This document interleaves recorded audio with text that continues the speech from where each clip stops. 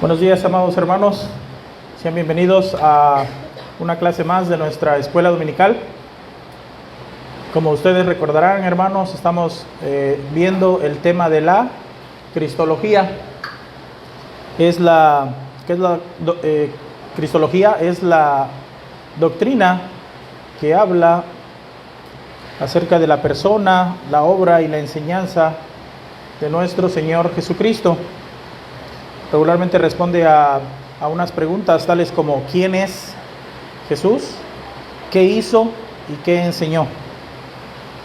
Ese es el tema que estamos mirando ya durante varias semanas. Y la clase pasada vimos acerca de la expectativa mesiánica y estuvimos viendo que cómo el pueblo judío forjó su propia idea, su propia esperanza a partir de algunas experiencias que ellos tuvieron con el rey David, con su hijo el rey Salomón, con algunos pasajes inclusive del Antiguo Testamento. Todo eso combinado junto con su cultura, su tradición, sus ideas, sus razonamientos, ellos forjaron esa idea, esa expectativa mesiánica que era la esperanza que ellos tenían acerca de el Mesías, el Redentor, acerca de Jesús. Pero también vimos que muchas de esas ideas fueron erradas. Y es por eso que los judíos rechazaron en ese tiempo, e inclusive en este tiempo aún, a nuestro Señor Jesucristo. Rechazaron al Mesías. La lección que vamos a estar viendo, hermanos, es la lección número 2, la fe mesiánica. Dentro de las doctrinas de la teología, podemos encontrar que la fe mesiánica, algunos otros teólogos la describen como la fe cristológica o la fe cristocéntrica. Y muchas doctrinas van cambiando su nombre, simplemente porque recuerden que nosotros hemos estructurado para que nosotros podamos entender acerca de quién estamos hablando, acerca de nuestro Señor Jesucristo, y que el hombre ha desarrollado todas estas doctrinas de una manera sistemática para que sea más fácil de comprender. Hacemos una oración y entramos de lleno en la materia, en la lección número 2, la fe mesiánica. ¿Sí? Inclinamos nuestros rostros. Padre nuestro, te damos gracias, Señor, por este hermoso día que nos has regalado, por permitirnos estar aquí en esta ciudad con nuestros hermanos en esta iglesia, Señor, compartiendo acerca de tu revelación, acerca de lo que tú nos has dejado plasmado en tus sagradas escrituras, Señor, para que conozcamos de ti, aprendamos de ti. Pon en nosotros un corazón humilde y prepara nuestra mente. Ilumínanos, Señor, con tu Santo Espíritu para que podamos comprender lo que quieres instruirnos. Nos ponemos en tus manos, Señor, en el nombre de Jesús, tu Hijo amado, nuestro Señor y Salvador. Amén. Entonces, la fe mesiánica es el título, nosotros le vamos a llamar así: la fe mesiánica, la fe cristológica, la fe cristocéntrica. Las palabras indican prácticamente lo mismo en sinónimos. El texto a memorizar de esta lección número 2 va a ser un texto de Juan 8:24. ¿Lo repetimos todos juntos, hermanos? Por eso os dije,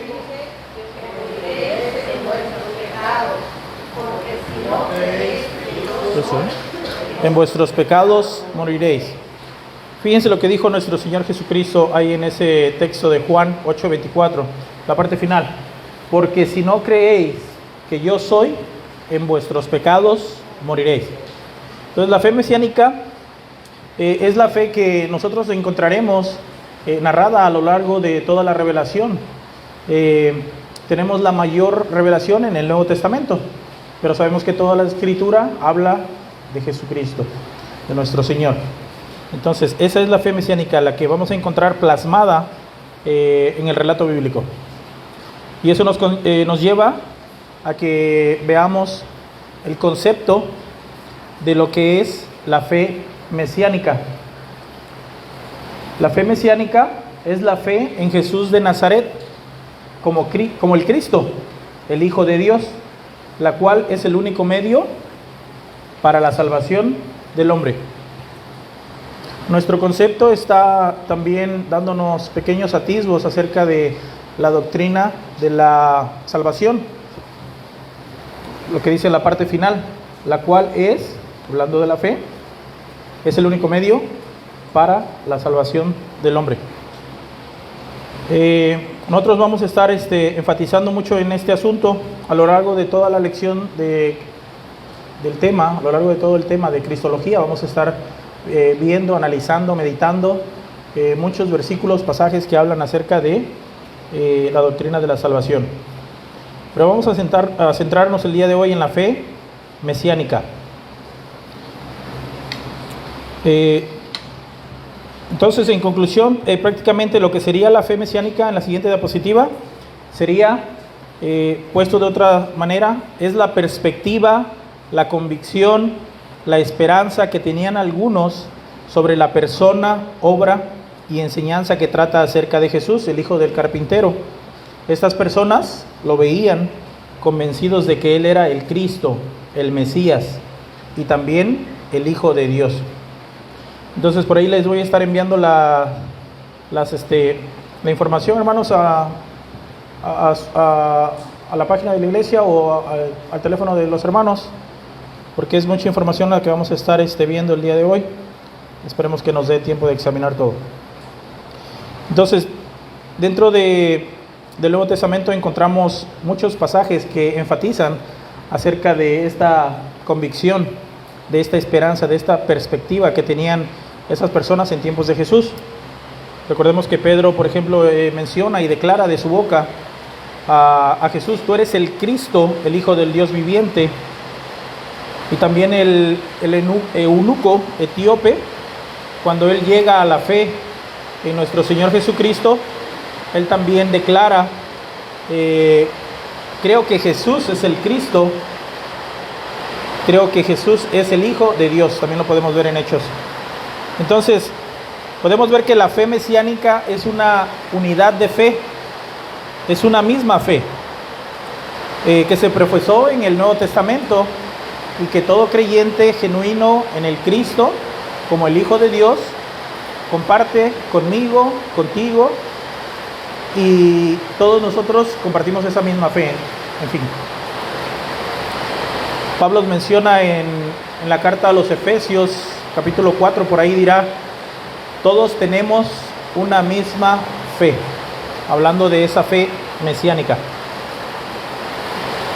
Vamos a pasar a nuestro punto número 1. Vamos a dividir esta lección en 4 puntos, y cada uno de esos puntos va a tener ciertos aspectos que vamos a estar meditando. El punto número 1 es lo que no es la fe mesiánica. Vamos a ver algunos puntos. Son tres puntos que mencionan lo que no es la fe mesiánica. Y el inciso A nos indica que la fe mesiánica no es tener fe en Dios, porque muchas personas profesan: yo siempre he creído en Dios, desde pequeño he creído en Diosito, yo cuando salgo de trabajar pues hago una oración y le rezo a Dios. Pero la fe mesiánica no es creer fe en Dios, porque el versículo de Santiago 2:19 nos dice que dice que bien haces en creer que hay un Dios. Bien haces eso, pero también los demonios creen eso y tiemblan. Entonces, inclusive los demonios creen que hay un Dios. Entonces, eso no es la fe mesiánica. Segundo inciso B. La fe mesiánica no es tener conocimiento de Cristo. En el relato del Nuevo Testamento podemos ver en Juan capítulo 9, hay un relato acerca de un hombre que es ciego, y cuando le preguntan los fariseos, los maestros de la ley, le hacen muchas preguntas. ¿Quién te abrió los ojos? ¿Cómo es que ves? Él empieza a hacer una narración, y que los voy a invitar, hermanos, a que lean en casa. Juan 9 del 10, empezando desde el versículo 10, Juan capítulo 9. Entonces ahí podemos ver que ese hombre, cuando lo empiezan a cuestionar, primero él lo reconoce como un hombre, a Jesús. aquel hombre que se llama Jesús hizo lodo, me untó los ojos y me dijo, ve al Siloé, lávate, y fui y me lavé y recibí la vista. Pero de ahí empieza, en los siguientes versículos, en todo ese relato empieza a ver cómo la perspectiva de este hombre empieza a cambiar. Después él lo reconoce como un maestro, como un profeta, después lo reconoce como un hombre de Dios, porque le dice a los fariseos, Dios no oye a los pecadores, pero si alguno es temeroso de Dios y hace su voluntad, a ese sí oye, ¿verdad? Entonces, en el último versículo que habla de esta narrativa de este hombre ciego, en Juan 9, versículo 35, Jesús le hace una pregunta que es muy, muy importante. Le dice, ¿crees tú en el Hijo de Dios? ¿Crees tú en el Hijo del Hombre? Respondió él y dijo, ¿quién es, Señor, para que crea en él? Y es en ese momento que él declara la fe en el Mesías, la fe en el Salvador. Y él dijo, creo, Señor, y le adoró. Entonces es un proceso, hermanos, que podemos ver en la narrativa bíblica de cómo este hombre va cambiando su perspectiva acerca de lo que es Jesús. Desde el comienzo, cuando él le sana, él le llama un hombre, un profeta, un maestro, un hombre de Dios, y al último lo declara su Señor y Salvador. Entonces podemos ver cómo la fe mesiánica tiene un proceso. Esto nos lleva al inciso C. La fe mesiánica tampoco es admirar a Cristo, porque hay muchas personas que admiran a Cristo. Incluso por ahí en las redes sociales, nuestro presidente de la República menciona que Jesús es uno de los luchadores sociales humanitarios más grandes que el mundo haya visto, ¿verdad? Pero él lo menciona como un luchador social, como una persona que pues quiere que todos vivamos de una manera mejor. Entonces entendemos que la fe mesiánica no es admirar a Cristo. También en el relato bíblico podemos ver en Juan capítulo 3, ustedes lo conocen, hermanos, Jesús y Nicodemo, como Nicodemo va a nuestro Señor Jesucristo de noche para no ser visto por los demás miembros de los fariseos, y él empieza a cuestionar a Jesús y a presentarle su admiración, porque desde los primeros versículos de ese capítulo 3 podemos ver que Nicodemo le llama rabí, que significa maestro, y eso es darle la autoridad, una autoridad a Jesús como maestro, como un catedrático de la ley, y que también le menciona que él ha venido de Dios. Entonces de ahí Jesús hace un cambio de plática totalmente drástica, donde le menciona que si no naciere de nuevo no verá el reino de Dios, o no puede ver el reino de Dios. Entonces Nicodemo admiraba a Jesús, pero la fe mesiánica no es admirar a Jesús. Entonces vamos a ver esos 3 puntos que vimos, simplemente de lo que no es la fe mesiánica, hermanos, para que nosotros podamos entender, meditar en nuestra mente, y dentro de los relatos bíblicos nosotros podamos dar defensa de lo que no es la fe mesiánica. La fe mesiánica no es tener fe en Dios, la fe mesiánica no es tener conocimiento de Cristo, y la fe mesiánica no es admirar a Cristo. ¿Ok? Ahora vamos a ver en el punto número 2 lo que son los aspectos de la fe mesiánica. Punto número 2. Podemos entrar rápidamente al inciso A, que sería: la fe mesiánica implica en creer en las palabras de Jesús. La fe mesiánica implica en creer en las palabras de Jesús. Por ejemplo, el Evangelio de Juan, capítulo 8, versículo 31, si nos lo muestra el hermano en la pantalla. Un versículo muy importante para este inciso. Y si alguien lo quiere leer en voz alta, por favor, hermanitas o hermano.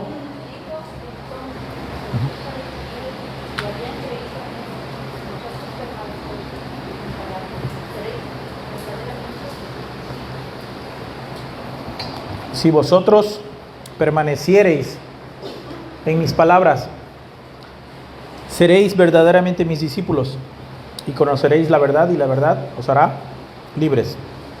La fe mesiánica es creer en la enseñanza de Cristo, es tener una convicción firme en las palabras de Jesús de Nazaret, hermanos.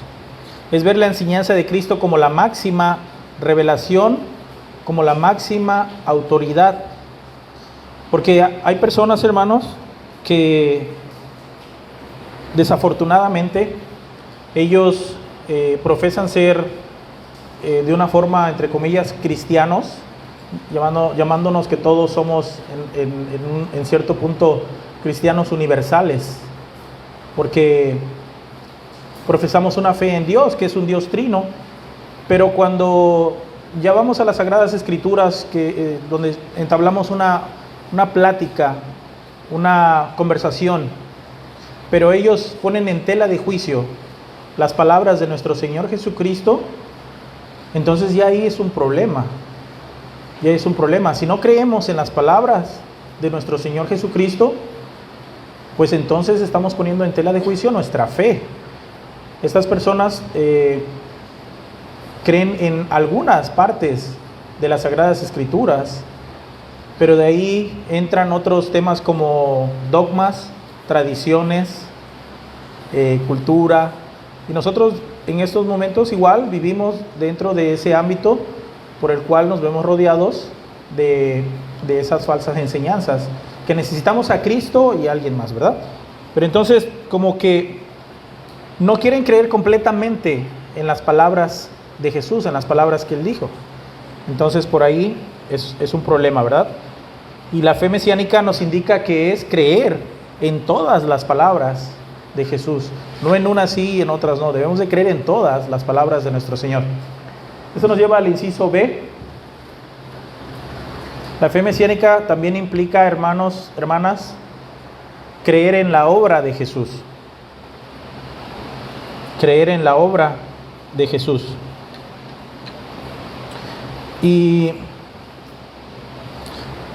el Evangelio de Juan, capítulo 3, versículo 14 al 15, si lo podemos mostrar. Esta conversación está en la misma conversación de Jesús y Nicodemo, cuando Jesús le empieza a dar la doctrina de la salvación.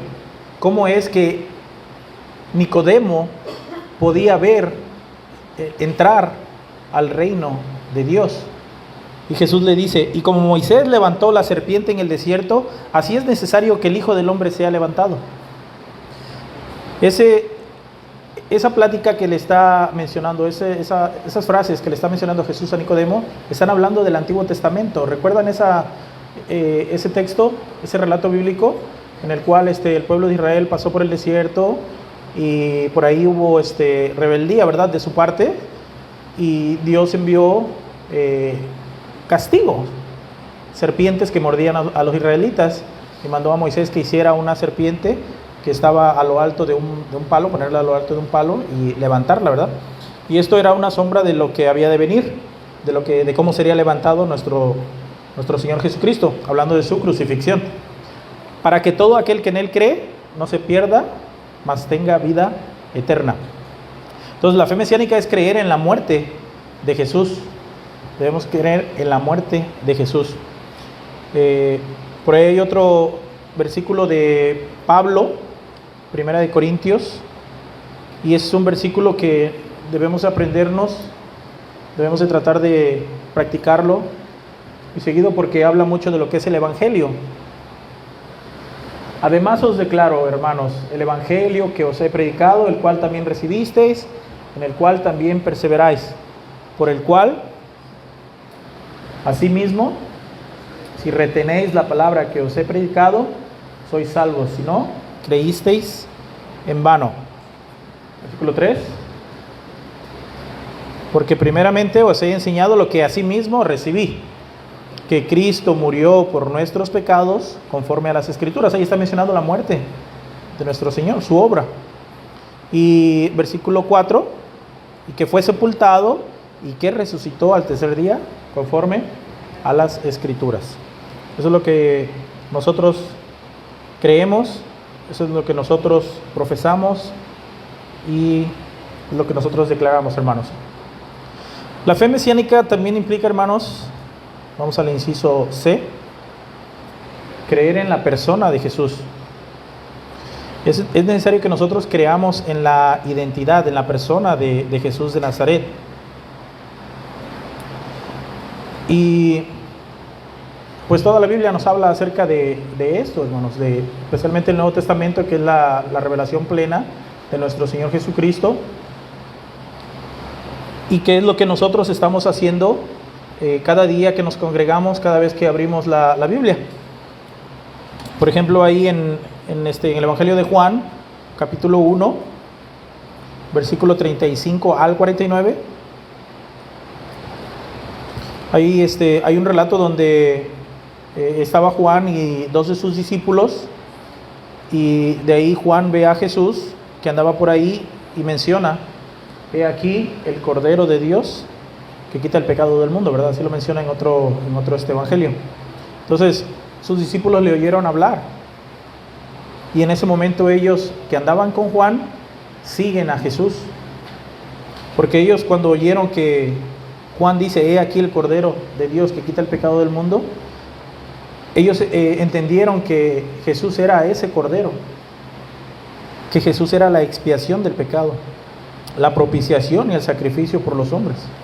Entonces ellos entendieron que Cristo era el cumplimiento de esos sacrificios, y que ellos iban a obtener el perdón de pecados. Entonces lo miraron a Él como ese sacrificio, le siguieron. A partir de ese momento fueron sus discípulos. ¿Recuerdan el texto, hermanos? Pero más adelante en el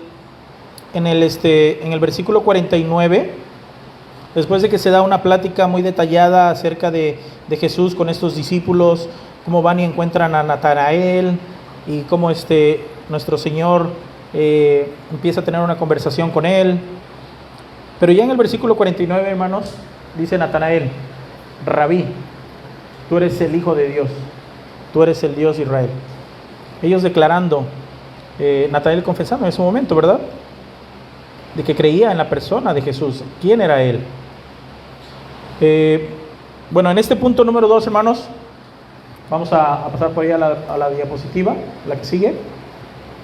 Entonces, la fe mesiánica en 3 aspectos, ¿sí? Lo podemos ver, de que la fe mesiánica es creer en todas las palabras de Jesús. La fe mesiánica es creer en la obra de Jesús. Y la fe mesiánica es creer en la persona de Jesús. ¿Sí? Tenemos también que creer en la persona de Jesús. Hermanos, hasta aquí tenemos preguntas. ¿No? Yo sé que es mucha información, pero vamos a tratar de terminar esta lección dándole la mayor información posible, hermanos, para que comprendamos, ¿sí?, acerca de la fe mesiánica. Ok, entonces continuamos.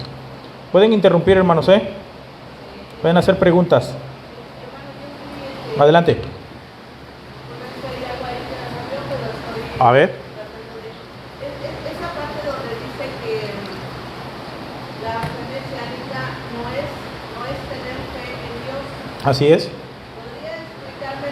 Porque después dijo, y es cierto, se trata de creer, porque inclusive también los demonios creen y tiemblan. Ajá.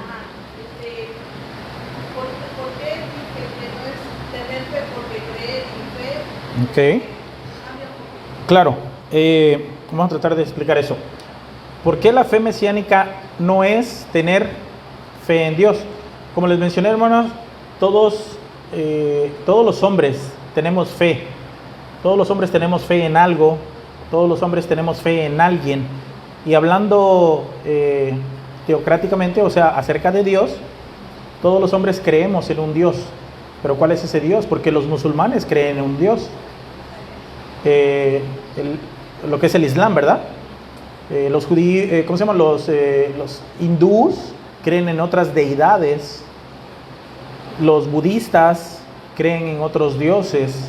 Entonces, creer en Dios no es la fe mesiánica. ¿Por qué?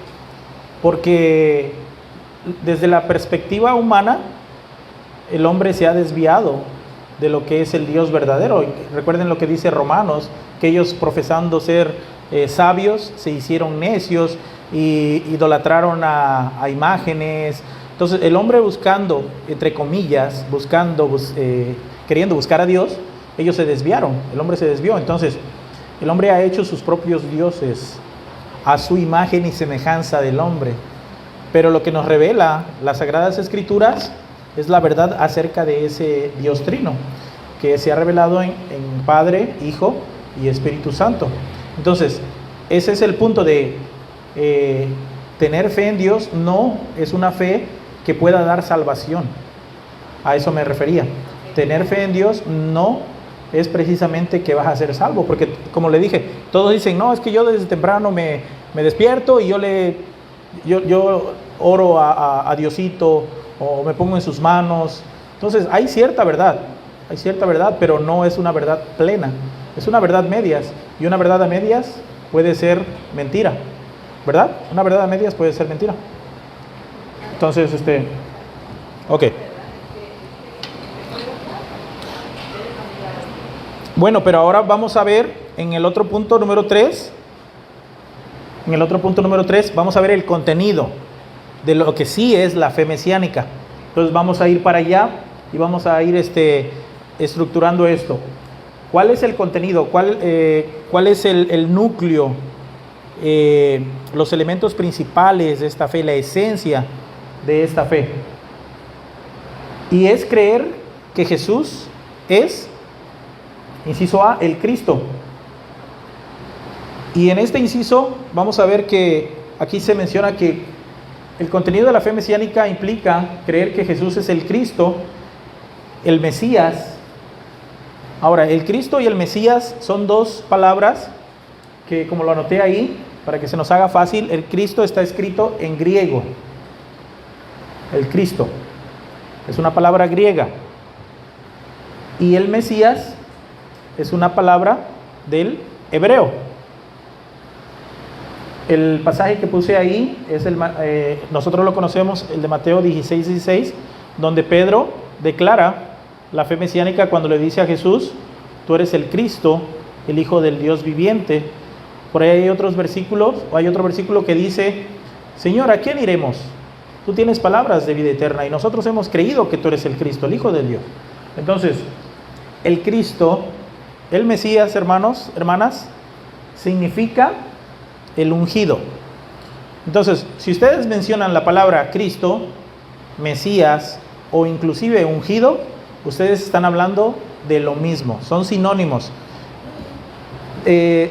traducidos en diferentes idiomas. Al español es ungido, el hebreo es el Mesías y en el griego es el Cristo, pero estamos hablando de lo mismo. ¿Sí? ¿Entendemos eso? Ok, vamos a ir por partes, ¿sí? Dentro del Nuevo Testamento encontramos dos aspectos acerca de lo que es esta fe, de la fe mesiánica. Y como lo menciona Pedro cuando le dice: tú eres el Cristo, el Hijo de Dios. Entonces, y se menciona durante todo el Nuevo Testamento acerca de esos dos aspectos, el Cristo y el Hijo de Dios. Son dos aspectos que son muy importantes para esta fe y que nosotros profesamos. Entonces, vamos a ver más adelante. Vamos a ver el primero, lo que sería el Cristo. Es la misma palabra. Y esto es lo que se puede recordar en el Antiguo Testamento. En el Antiguo Testamento tenemos esa palabra del ungido. Cuando David estaba huyendo de Saúl y él mencionó: yo no puedo poner mi mano sobre el ungido de Dios. El ungido en el relato del Antiguo Testamento era que Dios, de una manera muy especial, ordenaba a ciertos hombres para que ellos llevaran a cabo un propósito de Dios de una manera muy, muy, muy especial. Esto es que ellos pudieran ejercer un oficio muy importante en el pueblo de Dios, en el pueblo de Israel. Hablando en el contexto del Antiguo Testamento. ¿Están conmigo? ¿Sí? Si los pierdo me detienen, ¿eh? Entonces, vemos que Dios derramaba aceite, ungía de aceite, que es un símbolo de que el Espíritu de Dios estaba sobre ellos. Es un símbolo nada más. El primer ungido que encontramos es al sumo sacerdote Aarón, hermano de Moisés, y de allí en adelante todos los hijos de Aarón vendrían a ser, ¿verdad?, sacerdotes. Entonces, se puede decir que los sacerdotes eran Cristos, que los sacerdotes eran, en cierta forma, Mesías, que los sacerdotes eran ungidos. ¿Sí entendemos? Sacerdotes eran ungidos. Y ese es un oficio que encontramos dentro de lo que es el concepto del Cristo. Si nosotros creemos que Jesús es el Cristo, nosotros también estamos creyendo que Cristo es el sumo sacerdote. ¿Sí? Si nosotros creemos que Jesús es el Cristo, entonces inmediatamente implica que creemos que Cristo es nuestro sumo sacerdote, o el sumo sacerdote. Y hay un versículo en Hebreos 7, lo podemos buscar, hermano. Hebreos 7 del 15 al 17, donde se menciona este oficio que nuestro Señor Jesucristo, al poner nuestra fe en Él, también implicábamos que creíamos como nuestro sumo sacerdote. A ver, alguien que lo quiera leer. Y esto es aún más manifiesto, si a semejanza de Melquisedec se levanta un sacerdote distinto, no constituido conforme a la ley del mandamiento acerca de la descendencia, O sea, la descendencia de Aarón. sino según el poder de una vida indestructible, pues se da testimonio de él. Tú eres sacerdote para siempre, Según el orden de Melquisedec. Eso está en el Salmo 110.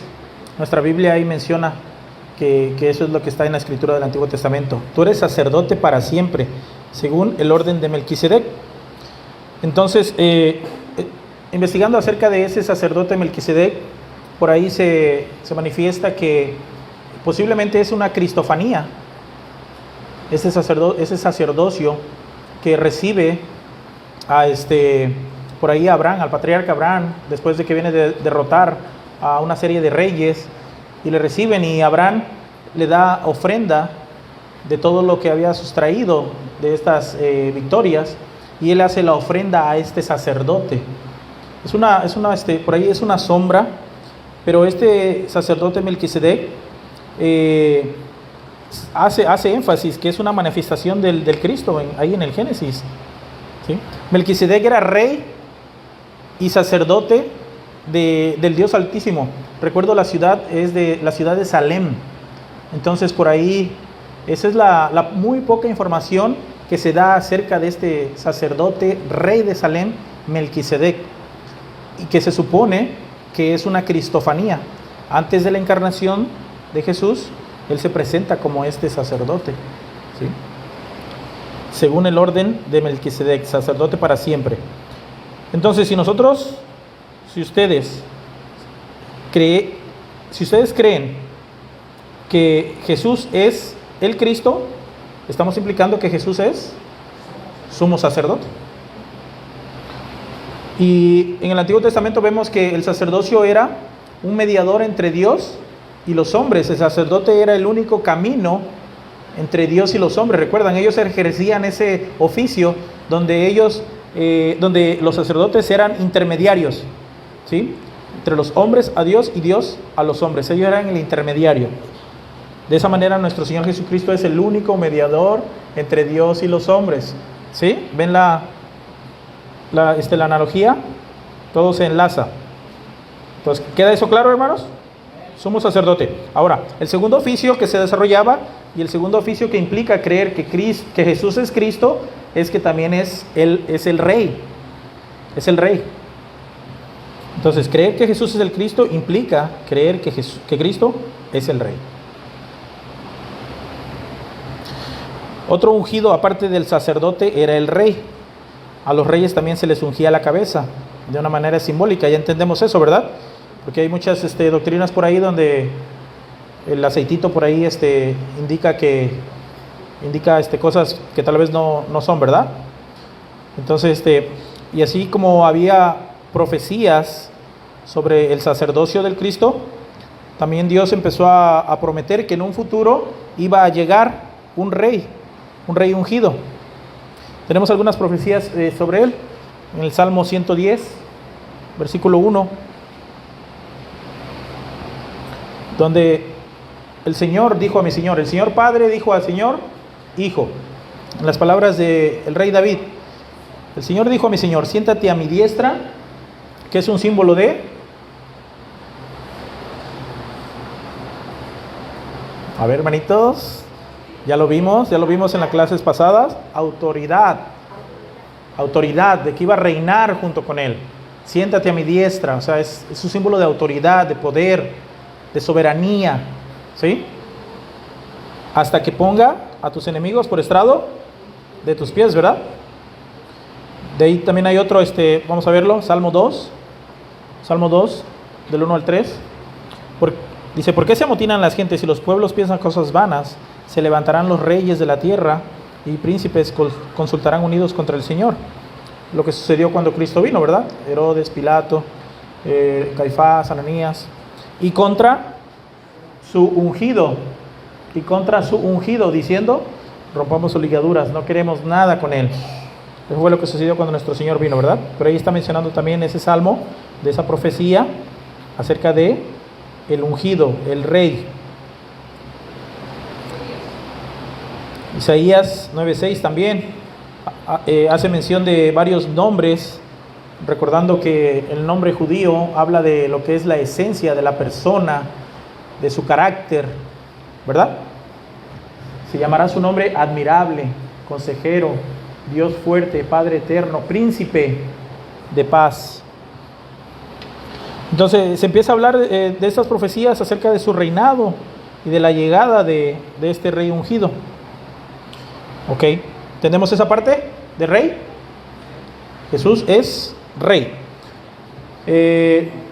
La última parte de que creer que Jesús es el Cristo también implica creer que Cristo es el profeta. ¿Van entendiendo? ¿Sí? Los profetas en el Antiguo Testamento no aparecen mucho siendo ungidos, pero hay algunas referencias que se hacen en el Antiguo Testamento. Por ejemplo, Isaías 61. Vamos a Isaías 61. ¿Alguien que lo quiera leer? El Espíritu de Jehová es el Señor está sobre mí, Porque me ungió a predicar buenas nuevas a los abatidos, a ayudar a los quebrantados de corazón y a confesar quebrantados de oídos.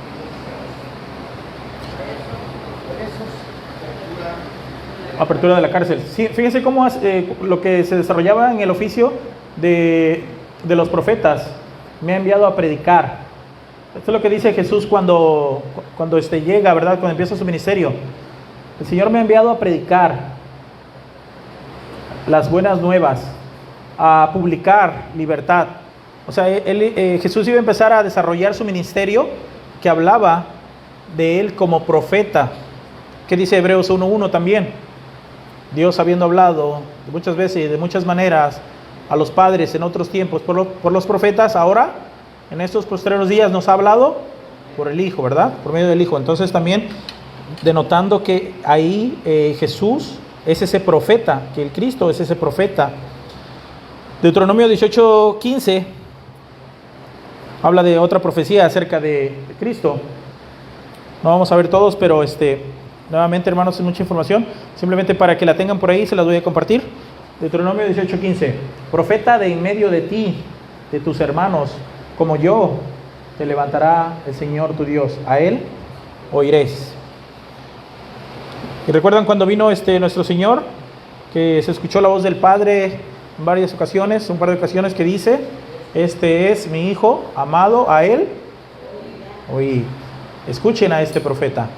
¿Sí? Y les presenta a dos profetas más al lado de él. ¿Recuerdan quiénes fueron?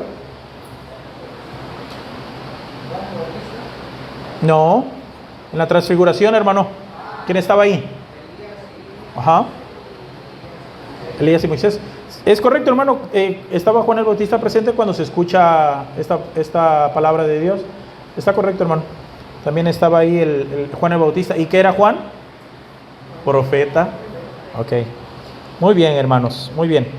Entonces, que creer, vamos a la diapositiva, creer que Jesús es el Cristo implica creer que Jesús es, número 1, sumo sacerdote. Número 2, rey. Y número 3, el profeta de Dios. Entonces, tal vez ahora sí lo podamos explicar de esa manera, ¿no? ¿Qué significa Cristo? ¿Qué significa Mesías? ¿Qué significa ungido? Bueno, aquí está. ¿Sí? Lo podemos explicar de una mejor manera, ¿no? Y eso es un proceso, hermano, pero si lo empezamos a hacer, vamos a empezar a desarrollar un poquito más nuestra manera de poder declarar, exponer el Evangelio al cual hemos sido llamados, ¿verdad? Ok, entonces, el segundo aspecto, ya vimos que el primer aspecto fue el Cristo, ¿sí? Ahora, dentro del contenido de la fe mesiánica, el segundo aspecto es, inciso B, Hijo de Dios. ¿Recuerdan lo que dijo Pedro? Tú eres el Cristo, el Hijo de Dios viviente. Entonces ya vimos la primera parte del Cristo y qué es lo que implica, qué es lo que lleva a cabo ese contenido. Ahora, el Hijo de Dios. Esta parte es muy importante, hermanos, porque este concepto de Hijo de Dios, si no logramos entender esto, se pierde la esencia de todo el mensaje. Y en cierta manera es un poco difícil a veces que nosotros podamos explicarlo de una manera correcta, porque si no entendemos que primeramente toda escritura es palabra de Dios, en las palabras de los hombres, y que Dios llevó a cabo su revelación, pero sin eliminar la cultura, los modismos, las frases que el pueblo judío se comunicaba diariamente, ¿verdad? O sea, Dios ocupó las palabras de los hombres y habló a ellos a través de su Espíritu Santo, pero no eliminó esa parte, de esta literatura. Y esto sí es importante porque si ignoramos esta parte de la Escritura, hermanos, donde Dios dejó plasmada la cultura hebrea aquí en las Sagradas Escrituras, al momento de decir o de explicar acerca del Hijo de Dios, si no entendemos esto, sí es un poco extraño, porque hay muchas religiones, por ejemplo, que los testigos de Jehová pues malinterpretan, creando falsas enseñanzas, donde los cuales dicen que Jesús es un Dios más, ¿no? Que es menor que Jehová, y por ahí el Islam también, o sea que Mahoma es también un profeta igual que Jesús, pero que Jesús es menor que Mahoma. Entonces por ahí hay muchas falsas enseñanzas y que llegan a ser pues blasfemias. Entonces, no es eso lo que quiere indicarnos el Espíritu Santo cuando se le llama a Cristo el Hijo de Dios, hermanos, hermanas. Cuando Pedro dice, tú eres el Hijo del Dios viviente, está queriendo expresar algo más. Vamos a ver esto.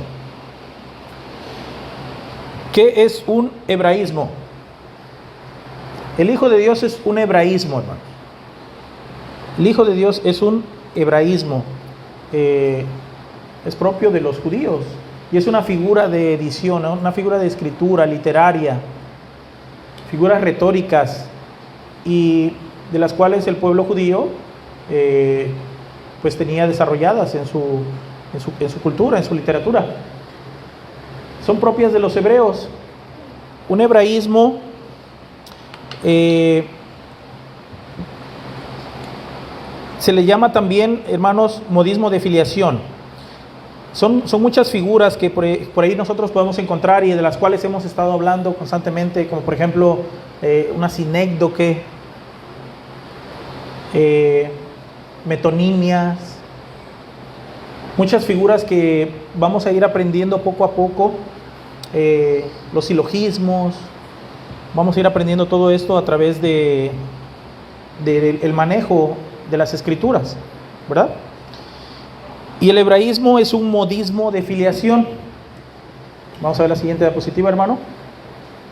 El decir Hijo de Dios es un hebraísmo propio de los judíos, y es un modismo de filiación. Es cuando nosotros llamamos a alguien hijo de alguien más. Incluso en nuestra cultura hispanoparlante también lo ocupamos de una manera muy fea, pero también hacemos uso de estos modismos de filiación, ¿sí?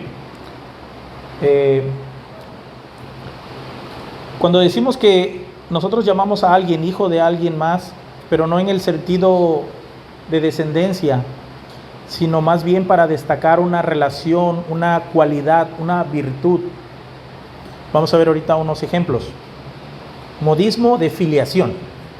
¿Recuerdan cuando Juan y Jacobo, recuerdan que ellos eran unos discípulos que eran un poquito bravos, muy agresivos? Y Jesús anda por ahí predicando y ciertas personas no le creen a Jesús. Y dice Juan y Jacobo: Señor, ¿quieres que mandemos que caiga fuego del cielo y los consuma, no? Entonces eran un poquito bravos. Y Jesús le llama los Boanerges, o hijos del trueno. ¿Recuerdan esa frase? Jesús les llama los hijos del trueno. Ahora, ¿eran ellos hijos del trueno realmente? No, si lo que lo estaba queriendo destacar nuestro Señor era su carácter agresivo, su personalidad. Por ahí hay algunos fariseos que les llama: ustedes son hijos del diablo. ¿Eran realmente hijos del diablo? ¿Verdad que no? Era su carácter, su personalidad. Bueno, también. Pero lo que estaba desarrollando es eso. O sea, quería darles a entender que ellos, su carácter, su esencia era maligna, ¿no? ¿Sí? No es que Satanás haya ido y tenido relaciones con sus mamás de los fariseos y hayan nacido ellos, ¿no? Es una figura de edición. ¿Sí, hermanos? ¿Entendemos?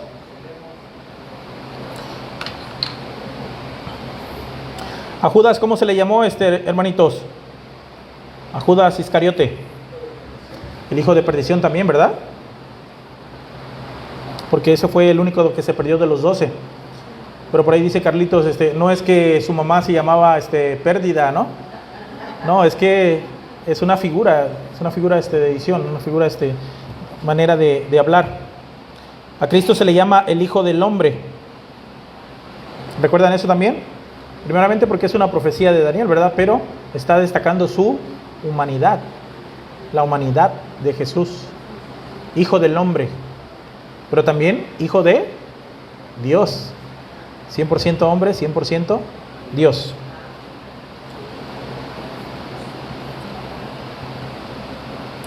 Y es lo que Jesús dice, hermanos, cuando menciona: yo y el Padre uno somos. Yo y el Padre uno somos. Y eso lo encontramos, hermanos, cuando dice yo y el Padre uno somos. Lo encontramos en el Evangelio de Juan. Ahora que ya me perdí. Juan 10:30, hermanos. Vamos ahí. Yo y el Padre uno somos. Jesús menciona esto y de inmediato los judíos, ¿qué hacen? Ellos quieren apedrearlo, porque para ellos eso es una blasfemia contra Dios, porque Jesús está haciendo igual a Dios. Dice: ¿cómo es posible que tú digas que tú y el Padre son uno, que comparten la misma naturaleza? ¿Qué menciona más adelante en el versículo 36? Versículo 36, de ahí mismo de Juan, hermano. Al que el Padre santificó y envió al mundo, vosotros decís: tú blasfemas, porque dije Hijo de Dios soy. Pero eso fue lo que dijo Jesús en el versículo 10:30, hermanos. Porque dije Hijo de Dios soy. Jesús dijo: el Padre y yo y el Padre uno somos, ¿verdad? Él no dijo jamás Hijo de Dios. Entonces lo que aquí está denotando es que esas frases son las mismas.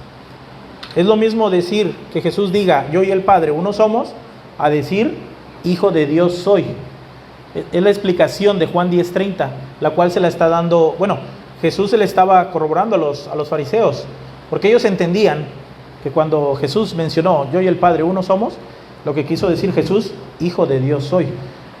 Y dentro de la cultura hebrea, ¿qué significaba decir que era hijo de Dios? Que era Dios, tenía la misma esencia que Dios. ¿Recuerdan los hijos del trueno? ¿Por qué los llaman los hijos del trueno? Porque ese carácter tenían, era su esencia. El hijo de perdición, un carácter de perdición, porque era perdición. ¿Sí? Entonces Jesús menciona esto, porque dije, hijo de Dios soy. Mencionando que yo y el Padre no somos, hijo de Dios soy, es la misma frase. Equivale a lo mismo. Está diciendo Jesús que es uno con el Padre. Está diciendo que Jesús es divino también. ¿Y cuál es el texto que nos tenemos que aprender? En el principio les dije, si vosotros no creéis que yo soy, en vuestros pecados moriréis, ¿verdad? Si ustedes no creen que yo soy, en sus pecados morirán. Entonces una persona no puede ser salva si no puede creer que Jesús es divino. Si una persona no cree que Jesús es divino, no puede ser salva.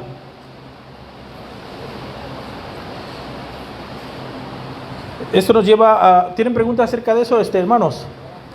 De igual manera, nuevamente mencionando a los testigos de Jehová, ellos creen en Dios, ellos creen en Jehová de la Biblia, la leen, pero cuando llegamos al punto de entablar una conversación que habla acerca de Cristo, es donde está distorsionado.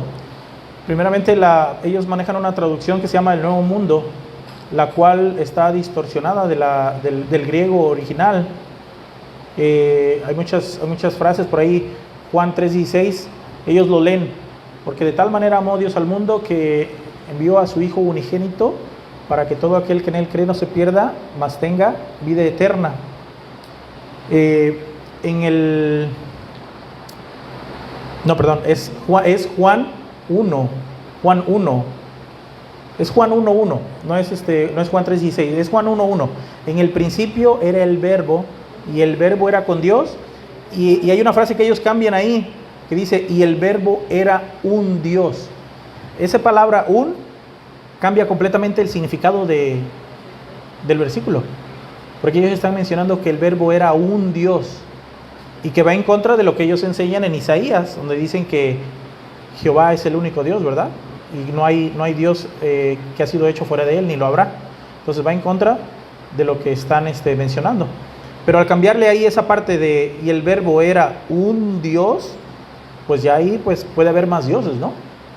Pero la traducción está errónea de lo que es el griego original. Por ahí lo he checado, hermanos.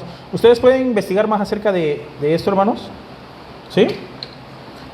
Ya casi terminamos, Ya casi terminamos la introducción. Punto número 4. La fe mesiánica como una obra exclusiva de Dios en el corazón del hombre. La fe mesiánica como una obra exclusiva en el corazón del hombre. Vamos nuevamente ahí a la confesión de Pedro. Mateo 16 al 17. Pedro confesó: tú eres el Cristo, el Hijo del Dios viviente. Entonces le respondió Jesús: bienaventurado eres, Simón, hijo de Jonás, porque no te lo reveló carne ni sangre, sino mi Padre que está en los cielos. Y ahí por carne y sangre, ¿qué entendemos, hermano? Hombre, exacto, hombre, ser humano, porque no te lo ha revelado hombre alguno, sino mi Padre que está en los cielos. Es lo que está diciendo. O sea, la fe que Pedro confiesa es una obra de Dios, exclusiva de Dios. Nuevamente la plática de Jesús y Nicodemo. ¿Recuerdan cuando Jesús le dice a Nicodemo de estas palabras, que el viento sopla, pero uno no sabe ni de dónde viene ni a dónde va? Es precisamente eso que se refiere. Esa frase que dice, el viento sopla, pero ustedes lo ven porque vemos mover a los árboles, ¿verdad? Pero ¿sabemos de dónde viene? ¿Sabemos a dónde va? Lo que está implicando es esto, en la diapositiva, de que la fe mesiánica es una obra exclusiva de Dios en el corazón del hombre. Recuerden también a Lidia. ¿Quién recuerda a Lidia de las mujeres? La Lidia que vendía púrpura, exacto, ¿verdad? ¿Cómo llegó a la fe? A ver, ¿recuerdan el relato, hermanitas? ¿Recuerdan que Dios le abrió el corazón para que entendiera las Escrituras? La obra de Dios, exclusiva de Dios. ¿Sí? Es un don de Dios, dice Efesios 2:8. La salvación es don de Dios, incluyendo la fe. Incluyendo la fe también. Don significa que es un regalo, ¿verdad? Perfecto. Entonces, esa parte del punto 4, hermanos, de la fe mesiánica, no tenemos mucho que, de esta lección no tenemos mucho de qué mencionar, de que la fe mesiánica como una obra exclusiva de Dios en el corazón del hombre. ¿Entendemos que Dios es el único que puede llevarnos a la fe? ¿Sí? ¿Entendemos eso? ¿De qué manera? ¿Mande? Creyendo en sus palabras. ¿Ok? Bueno, eso nos lleva a nuestro otro punto. Hay dos medios de gracia para llegar a la fe mesiánica. Dos medios de gracia.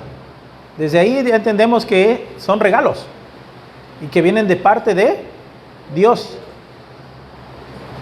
El inciso A menciona que el primer medio es la palabra de Cristo. Así que la fe es por el oír, y el oír la palabra de Dios, menciona Romanos capítulo 10, pero en el texto griego se menciona que es por la palabra de Cristo. ¿Sí? Por la palabra de Cristo, ¿verdad, hermano? Por ahí hay una anotación, traduciendo Cristo, porque es lo que el texto griego usa. Efesios 1:13 también nos habla, en él también vosotros, habiendo oído la palabra de verdad. Vamos a ponerlo ahí en la diapositiva, así rapidito. Efesios 1:13. En él también vosotros, habiendo oído, ¿oído qué? El testimonio de los hombres, habiendo oído cómo Dios me salvó, cuando escuchamos el testimonio de un pastor, cuando escuchamos cómo cambió su vida, cuando escuchamos cómo Dios le sacó de la ruina, de donde estaba. Ellos escucharon el testimonio de ese hombre y fueron salvos, ¿verdad que no? Entonces, habiendo oído la palabra de verdad. ¿Qué es la palabra de verdad? El evangelio de vuestra salvación. Y habiendo creído en él, fuiste sellados con el Espíritu Santo de la promesa. Entonces, la palabra de salvación, la palabra del evangelio, es el medio por el cual se produce la fe mesiánica, uno de los medios. ¿Cuál es el otro? ¿Cuál es el otro medio? Hay dos. El otro medio es el Espíritu Santo. El Espíritu Santo. El otro medio es el Espíritu Santo. La oración ya viene ya después, ¿no? Ya que escuchaste la palabra, ya que el Espíritu ha sido derramado sobre ti, ahí es cuando uno empieza a llevar a cabo la oración, ¿verdad? Entonces, ese es el otro medio de gracia por el cual se produce la fe mesiánica, el Espíritu Santo. ¿Qué dice qué se dice acerca del Espíritu Santo en las Escrituras? Que nos convencerá de pecado, de justicia y de juicio, ¿verdad? Y en Hechos 7, uno de mis pasajes favoritos es cuando Esteban presenta defensa del Evangelio ante el Sanedrín. Hechos capítulo 7, y les dice: ustedes siempre resisten, ustedes siempre están resistiendo al Espíritu Santo. ¿Recuerdan?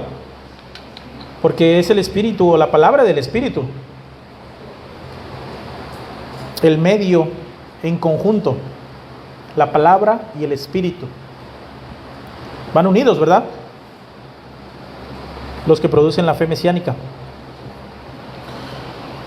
Entonces, todo esto, hermanos, lo vamos a estar desarrollando. Pero no olviden eso. Ahí vamos a presentar los dos juntos. Los medios de gracia. Los únicos dos medios de gracia para llegar a la fe mesiánica es la palabra de Dios y el Espíritu Santo. No hay otro medio. Ni las ofrendas, ni el testimonio de los hombres. Solamente la revelación de Dios nos indica que por la palabra de Dios, por el Espíritu Santo, podemos llegar a una fe mesiánica. ¿Entendemos eso?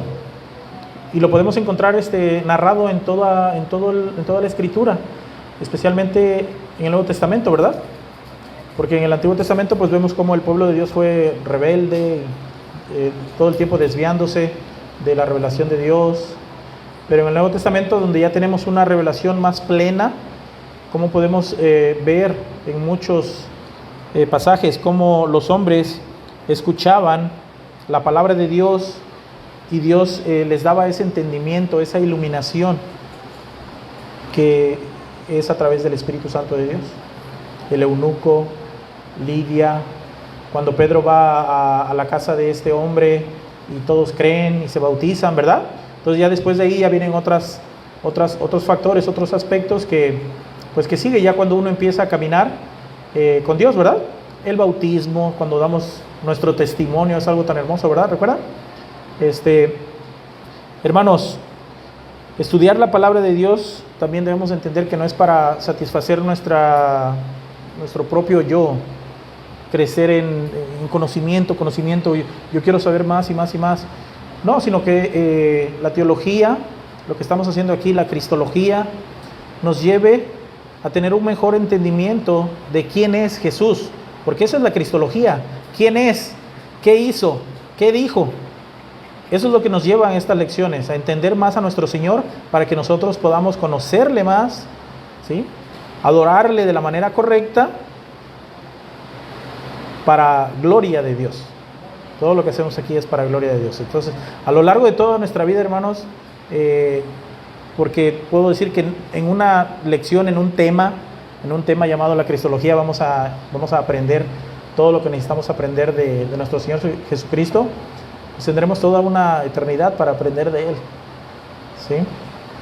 Oh profundidad de las riquezas, de la sabiduría y de la ciencia de Dios.